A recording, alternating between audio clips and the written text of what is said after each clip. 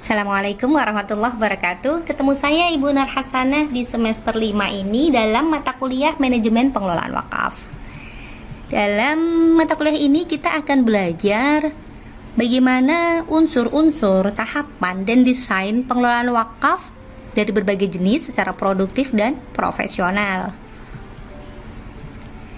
Capaian mata kuliah atau capaian pembelajaran diantaranya diharapkan setelah mengikuti mata kuliah ini kalian menguasai fikih, zakat wakaf, dan regulasi tentang wakaf. Lalu mampu mengembangkan produk, meluaskan jaringan dalam mengembangkan zakat wakaf secara produktif. Apa sih yang akan kita bahas dalam satu semester ini? Yang pertama, hari ini kita ada di pertemuan pertama tentang kontrak dan pemaparan singkat materi kuliah. Pekan depan kita akan bicara tentang mengenal wakaf, unsur-unsurnya, pengertiannya, dasar hukumnya, bagaimana pendapat ulama, syarat rukunnya, jenisnya, sampai dengan perkembangan regulasi wakaf di Indonesia.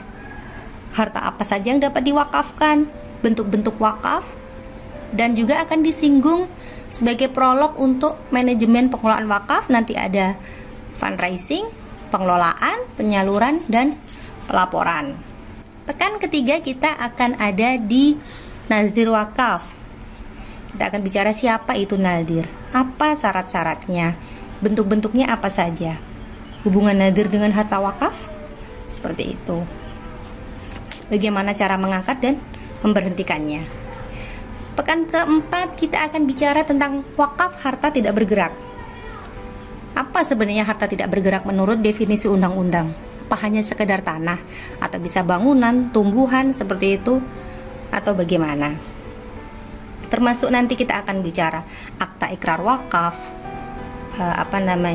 saksi, bagaimana mendapatkannya, pejabatnya, dan proses pendaftaran serta sertifikasi untuk mendapatkan akta ikrar wakaf bagi harta tidak bergerak. Pekan kelima kita bicara tentang wakaf uang. Di beberapa literatur ditulis dengan wakaf tunai. Tapi bahasa di undang-undang wakaf uang, jadi kita pakai itu ya. Sama, kita juga akan belajar apa itu wakaf uang. Perbedaannya dengan wakaf melalui uang apa? Lalu di Indonesia pelaksanaannya seperti apa? Jika dibandingkan dengan zakat mal misalnya, infak, sedekah sama-sama uang, perbedaannya apa? Nah, seperti itu. Nanti juga akan disinggung lembaga keuangan syariah sebagai nadir wakaf uang. Di pekan ke-6 kita akan bicara wakaf kontemporer. Kita batasi 3 subjek saja. Nanti ada wakaf saham. Nanti bedanya apa Bu dengan saham wakaf? Nah, ada lagi. Ada juga wakaf manfaat dan wakaf profesi. Bagaimana itu nanti di Indonesia? Kenapa bisa muncul istilahnya pembaharuan atau ijtihad pemikiran hingga ke sana gitu ya. Yang ketujuh ada istibdal wakaf. Kita lebih mengenalnya dengan pertukaran harta wakaf. Pandangan ulama bagaimana tentang harta wakaf? Lalu wewenang badan wakaf Indonesia itu apa? Mekanisme untuk menggantinya itu seperti apa? Jika misalnya ada tanah, ada yang mewakafkan tanah tapi di pucuk gunung seluas 1 hektar, tapi tidak bisa dimanfaatkan. Nah, lalu nazir ingin menukarnya dengan yang ada di pusat kota hanya seluas misalnya 500 meter persegi saja, tapi bisa dibangun gedung, pertokoan, perkantoran yang jauh lebih bermanfaat. Boleh nggak seperti itu? Kalau boleh, caranya seperti apa?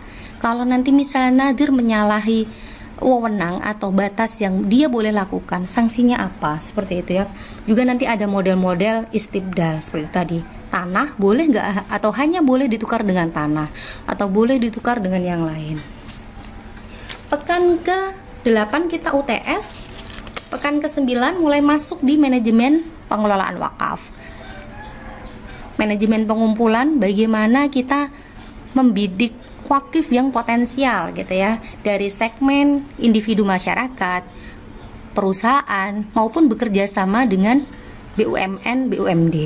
Termasuk bagaimana melakukan cara-cara fundraising secara langsung dan tidak langsung. Pekan ke-10 dan 11 ada di pengelolaan wakaf. Bagaimana harta wakaf itu dikelola untuk di pekan ke-10 ya, part 1 saya tulis untuk pertanian, perikanan, perdagangan, peternakan, industri dan jasa.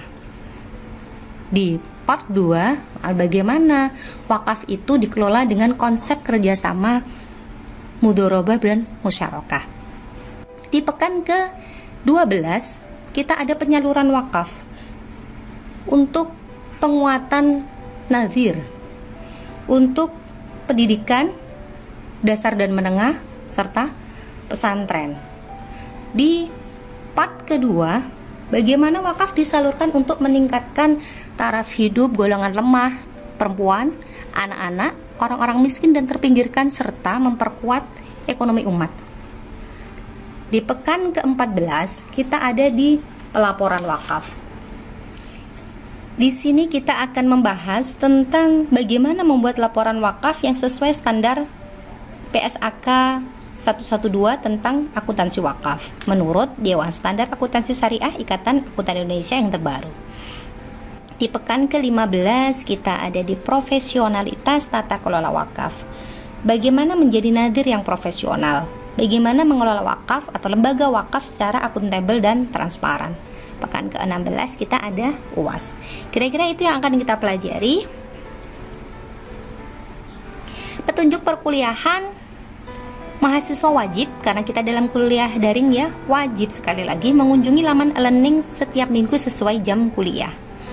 Ikuti teknis perkuliahan sesuai petunjuk yang tersedia di setiap sesi, karena bisa jadi saya hanya men-share materi saja, atau akan saya tambahkan diskusi ringan, atau saya kasih tugas-tugas atau pertanyaan ringan yang bisa dijawab masing-masing individu, atau kita bisa menyaksikan sebuah video atau tayangan dan kita diskusikan bersama. Jika ada kendala, hubungi saya di WhatsApp group. Nah, yang tidak kalah penting, jika memang tidak mampu atau ada kendala terkait kekosongan tugas, ketidakhadiran, segera konfirmasi, karena segala kelalaian tanpa ada konfirmasi dari mahasiswa memiliki konsekuensi penilaian dari saya. Buku-buku yang bisa digunakan diantaranya Wakaf untuk Kesejahteraan Umat, Mengalirkan Manfaat Wakaf, Wakaf Kontemporer, Wakaf Produktif, Wakaf Tunai, 3 kunci fundraising, dan saya tambahkan ada dari manajemen ZIS. Jadi pengelolaannya sebenarnya hampir sama, saya ambil langkah-langkahnya. Dan masih banyak yang lain yang bisa mendukung di mata kuliah kita ini. Aspek penilaian, tugas mandiri dan UAS 30%, UTS 25%, presensi 15%. Seperti biasa, kriteria penilaian ada mulai dari D- sampai A+. Nah, ini saya kasih pretest untuk perkenalan ya. Sudah saya share di laman e-learning melalui Google Form. Silahkan dijawab. Jangan lupa untuk selalu bahagia. Syukuri apapun keadaan kita hari ini, karena sesungguhnya hidup itu adalah anugerah. Sehat itu juga. Jangan pernah mengeluh. Dan ada kata penutup, kecerdasan tanpa cinta itu berbahaya, tapi cinta saja tanpa kecerdasan tidaklah cukup. Assalamualaikum warahmatullahi wabarakatuh.